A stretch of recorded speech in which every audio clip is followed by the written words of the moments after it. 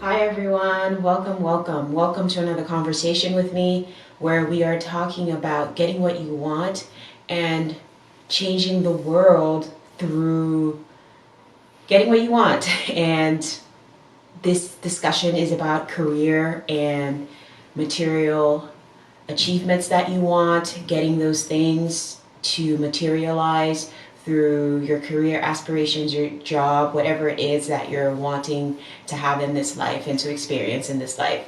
So, in this specific conversation, the focus is going to be revealing your true self. And I think in other topics too, the conversation always gears around being authentic. And I think that is really important to gain a sense of balance, to gain a sense of knowing about yourself, knowing what you want to do, knowing how to work with your environment rather than against it. And we're not just talking about, when we say working with your environment, we're not just talking about our relationship with the planet, but also the relationship we have with our immediate environment. What is going on outside of us and how is it affecting our internal balance, and how is that helping or not helping your growth potential, your ability to create and to manifest the material things that you want in life.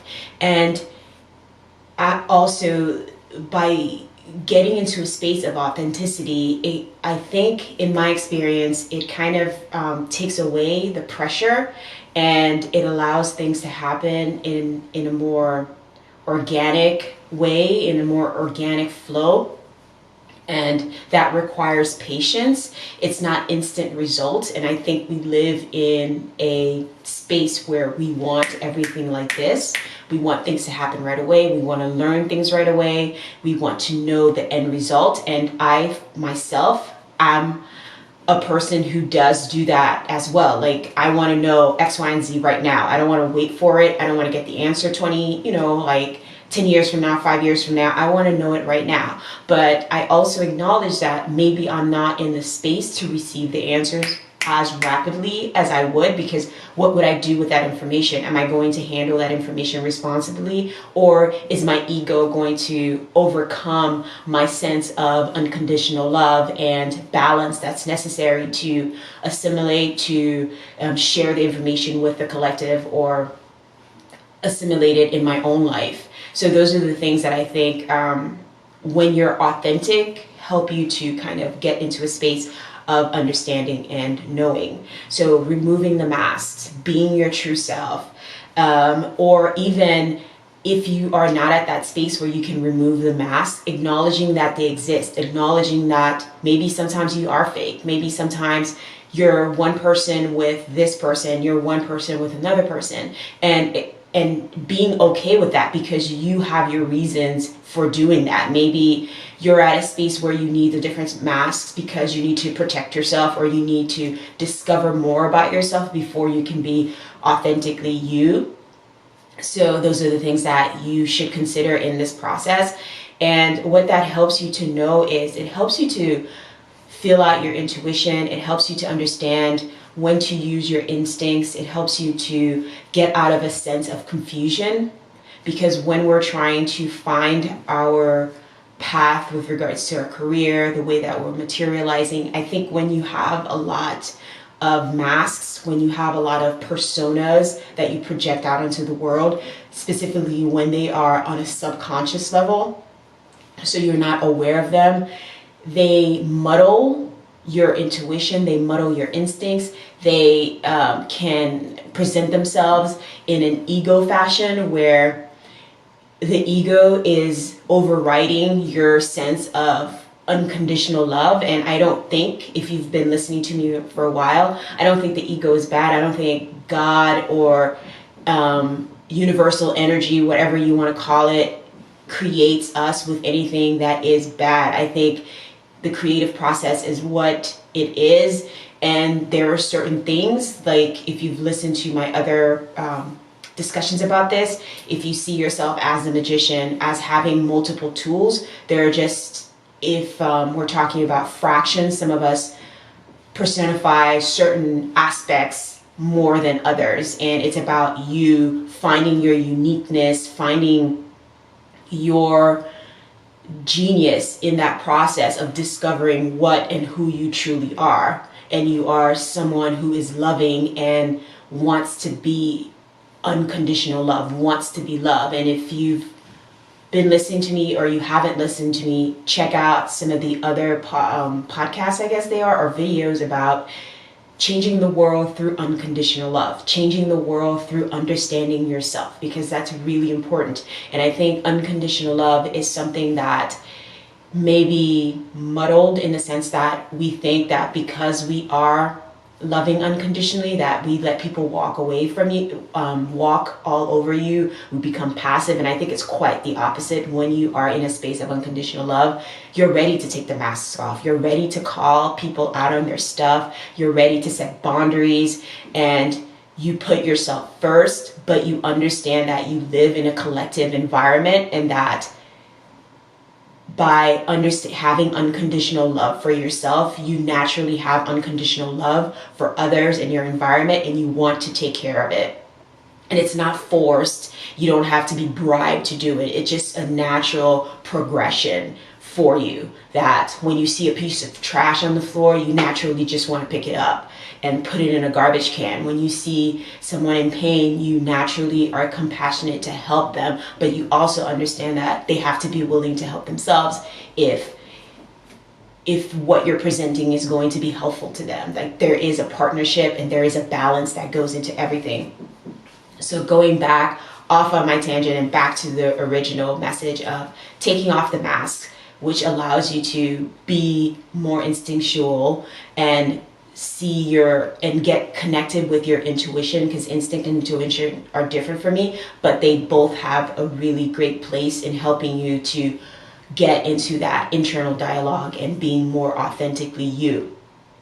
And as you do that, I think you get into that space where you feel the support, even when things may not be extremely solid for you. You start to see the support, you start to get connected with the support, and you start to understand that life is cyclic, and as those cycles happen, it's about you finding your balance, finding your space, and getting to a place where you can function in a productive way. And what that does is, I think it releases all those preconceived notions. It allows you to go into other spaces within your life. It allows you to open up doors for yourself and connect you with your passion, with your true self, with the job or career that's going to help you gain that space of contentment, of whatever it is that you're looking to fulfill. It releases a sense of innocence, a sense of doing things because you enjoy doing them, not just because you're getting paid to do them. And I think that is a very powerful thing. And I think that it helps you to just live a better life, even though things are not perfect. And you define what perfect is, not somebody else. And as you do that, you get closer and closer to expressing your authentic self. You get closer and closer to developing your gifts, bringing your gifts out so that people want to share them, people want to connect with your gifts.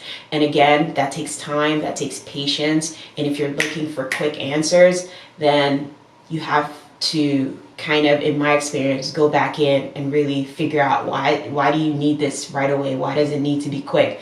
Why can't you go through the journey and understand what is needed from you and what your environment is trying to teach you, and why things may be slowing down or expanding faster than you're able to catch up with? So those are those questions that you have to ask yourself. And I think a lot of times we don't have the time, or we don't want to make the time, but it takes work to find balance. It takes work to be in a space of understanding and to work with your environment, and for it not to work against you.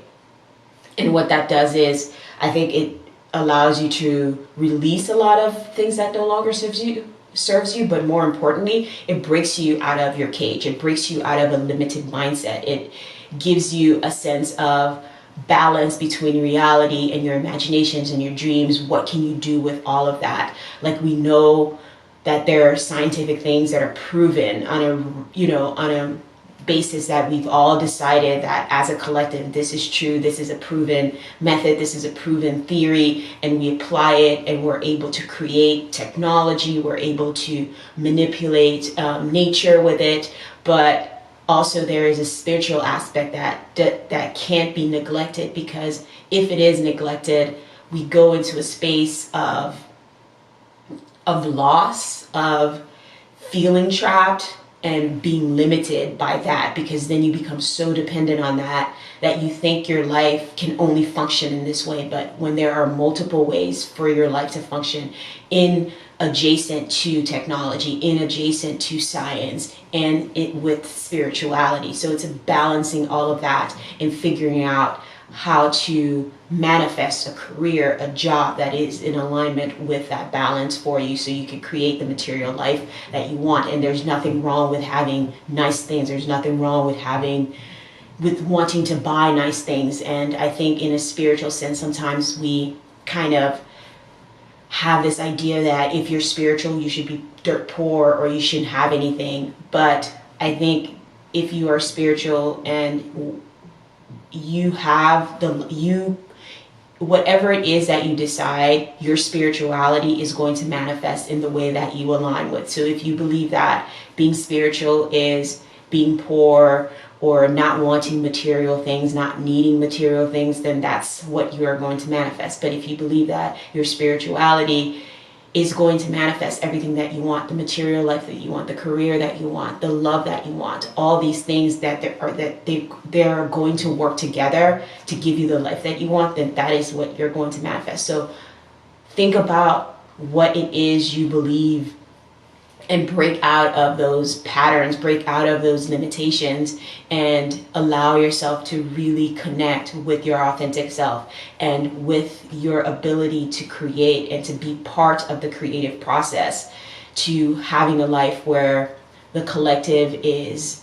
wanting to contribute and not just wanting for someone to come rescue them or for someone to take care of them. Because I think that's another kind of downfall of being confused with your authenticity or being confused about discovering your inner genius. All right, I hope this message was concise. I hope I shared something that was of value to you, that you can go back and reflect with regards to what I'm saying and find the answers within yourself. And if you want to discuss more, definitely reach out to me, and we can get into the spaces where you want to discover those things within yourself, where we can have a dialogue, a conversation that helps you to do those, that self-discovery, which I think is really important. I'm not here to give you the answers. I'm only here to share information that I've experienced, and for you to either take that information, reject it, or take it within yourself and see how it can unlock some of the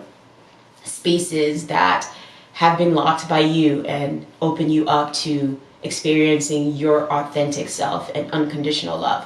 All right, I will talk to you again. If you like this message, please share, subscribe to the channel, because that's the way the YouTube algorithm lets the information be shared, and I need your help to do that. If you want to connect with me, please visit my website, exploringsoul.com, and you can also find my jewelry there. That is another way to